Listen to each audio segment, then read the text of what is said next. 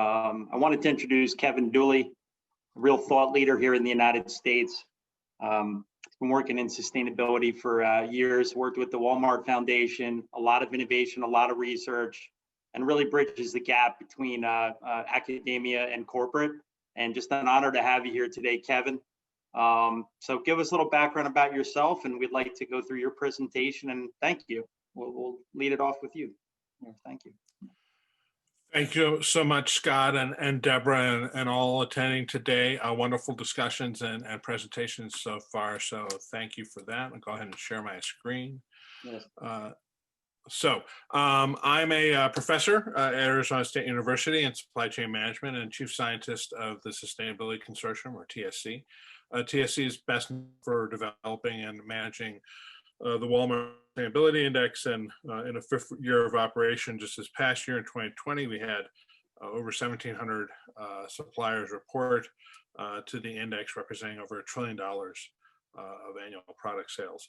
And I want to thank the organizations and other universities and team members here shown on the slide for contributing to this work. The question that is being asked by our research and stakeholder engagement and will be the topic of discussion today is, what are the circular solutions and innovations that we should invest in to make plastic more circular? When I say invest, I mean invest attention, resources, capital, whatever it might be, innovation, intellectual attention. And when I think that we have responsibilities as consumers, as manufacturers in the plastic industry itself, as manufacturers who rely on plastic more value chain, as groups of companies, as collaborative network, as well as policymakers and researchers indeed. And so over the past couple of years, we've been studying this question of, if you had a lot of money to invest and make plastic more circular, where would you invest that money? And so we're going to talk about a number of different scenarios here that kind of help at least take a look at that, the way that you might want to answer that question. As a quick reminder, we have the waste hierarchy, and what we're talking about in going circular is moving away from the common form of plastic waste, which is in a landfill, versus using for energy recovery or recycling or reuse. So this project, we thank for funding from the Global Kaiteki Center at ASU, as well as Mitsubishi Chemical Holding Company. And in our first year of work, we identified over 250 innovations in the public domain that can help make the value chain of plastic. In this particular year, we're focusing on plastic packaging, make plastic packaging more circular. And through the consortium, we've involved over 100 retailer and NGO organizations in reviewing our findings and providing feedback. Some examples there shown at the bottom. You've got the winner of the 2019 Plastic Recycling Europe Award in this particular polymer design that allows black-colored packaging to be more readily seen by optical sorting machines in a MRF. You have Miwa, which is an in-store refilling system that is also connected and kind of self-managed delivery system.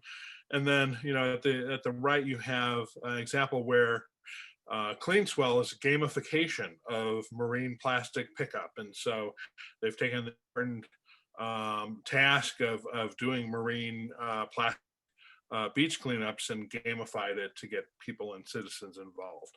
So we've found over 250 of those types of innovations in the public domain.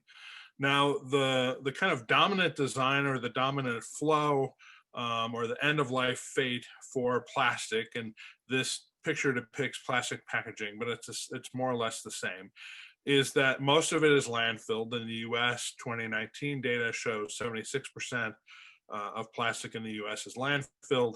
A much smaller percentage is incinerated or waste to energy, and then a yet smaller amount, less than 10%, in EPA data is recycled. Most of the recycled plastic is sent through mechanical recycling, where you break up the plastic. And then in the case of packaging, very little of it is used as packaging. Again, most plastic packaging that's mechanically recycled is used in some type of non-packaging remanufacturing. You have a small amount of packaging reuse, you have a small amount of flow into chemical recycling, including composting or chemical recycling that brings back the stock to polymer or monomer state. And so our question of the research is, if landfill is the dominant flow, what are the other scenarios that could change the distribution that we have today?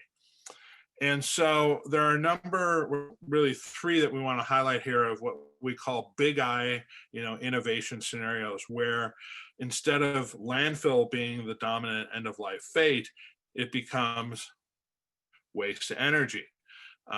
Today, waste to energy would need to become much more cleaner and more efficient for this to be completely dominate all other end of life fates in the same way that landfill does today. And there's a question of whether actually, if we get really, really good at waste to energy, whether it might actually detract from other circular pathways or investment in those pathways.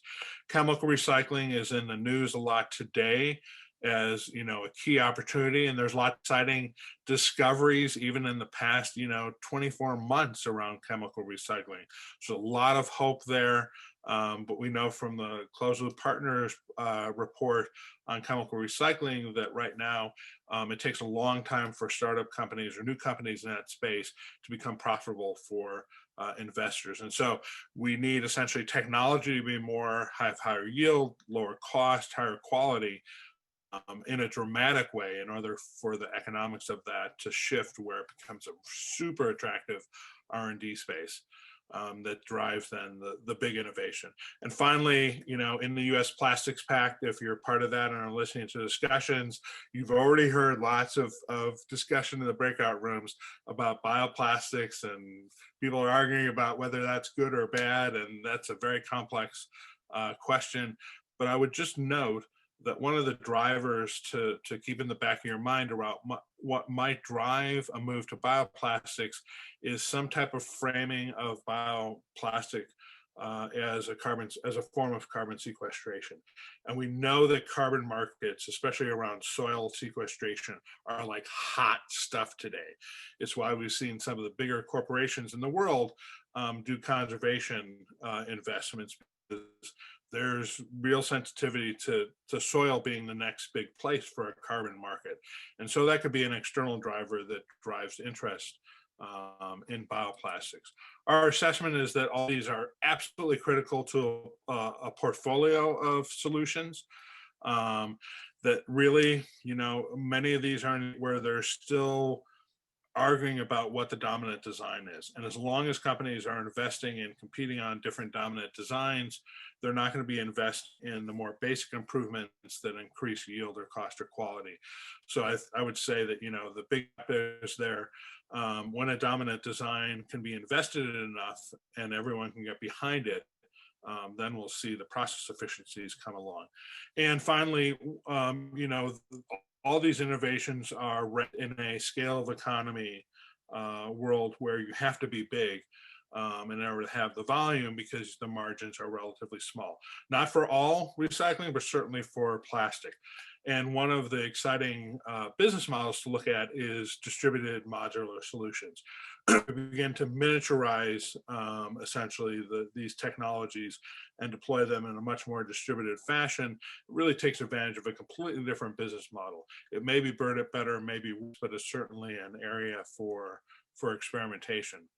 There are some scenarios that could dictate progress because they pull attention away from the circular economy. So plastic pollution, whether it's marine plastic or microplastic, those risks could potentially become so dominant because some new discovery links them to human health, that the reputational risks and liability risks kind of dominate everything else.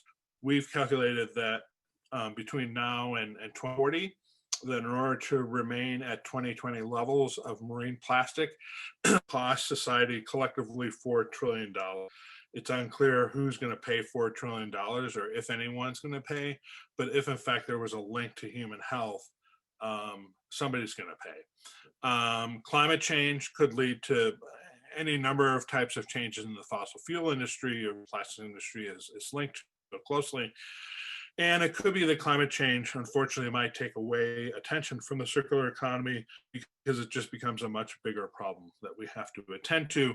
And maybe at the same time, if there are food security issues, then shelf life will be more, super important, and plastic packaging could in fact be super critical to really helping secure food security. So less attention to the circularity aspect. Now, what we have today, I would call Kaizon. It's accelerated business as usual, or that's at least the hope, right? As we learn more and invest more and pay more attention. We found plenty of innovations, no problem there. The problem is that they're not necessarily widely adopted. And so our accelerated business as usual is to really depend on thousands, millions, tens, whatever it is, of continuous improvements year by year, day by day, by different organizations. Sometimes working alone, sometimes through their own strategic proprietary strategy, sometimes working collectively. Companies are seeking market leadership through the circular practices, and many companies who are doing it more for risk management purposes, especially as a safeguard or a move towards policy. We're going to see the biggest recycling gains in developing countries where we have low-hanging fruit. And I think our Kaizon model suggests that we'll see a lot of progress in particular categories, because really that's where the functional decisions around packaging are made. So our investment here right now is a diverse portfolio of solutions. This is the best way to hedge our innovation investments. This is all about experimentation. Now is the time to experiment and learn and scale up in different contexts. It's up to all of us to determine where we can create value. The key to all of this is investment, whether it's investment by corporations or by collectives or by governments or by the financial services industry. In packaging, we know from an engineering standpoint and a marketing standpoint, big change takes time. 3 years right, to really change a package, 5 years for something more complex. Now is the time to start. And the kicker here I'll end with is that the Poly Accelerator is the Directive 94 out of Europe that for 50% of plastic packaging waste to be recycled by 2025.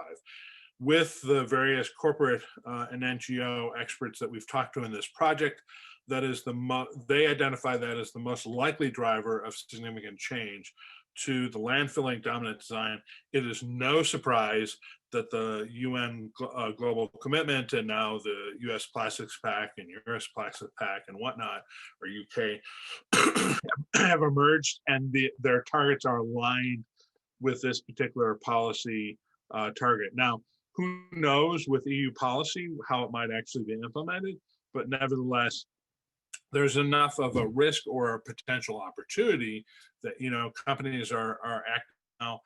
I think, again, in discussions, we're looking maybe at more of a 2022, 23 timeframe, where companies are really going to start making aggressive changes relative to hitting these policy targets. And the experts mentioned that Japan and certain US states would likely follow with similar type policy with teeth, and would take another decade, though, for legislation like this become more global. So in summary, our assessment is that the underlying scenario of Kaizon is our best bet. And that means all of us figuring out what is in our best collective and individual interest of how we can contribute towards these continued experiments and innovations. EU might kick this into hyperdrive because of the 2025 milestone, and that while some big substitute nations may be still waiting out there, those are probably more on the decade plus horizon. And so probably shouldn't be looked at as complete solutions anywhere in the next decade timeframe. And there are some other external factors that might drive basically what we pay attention to.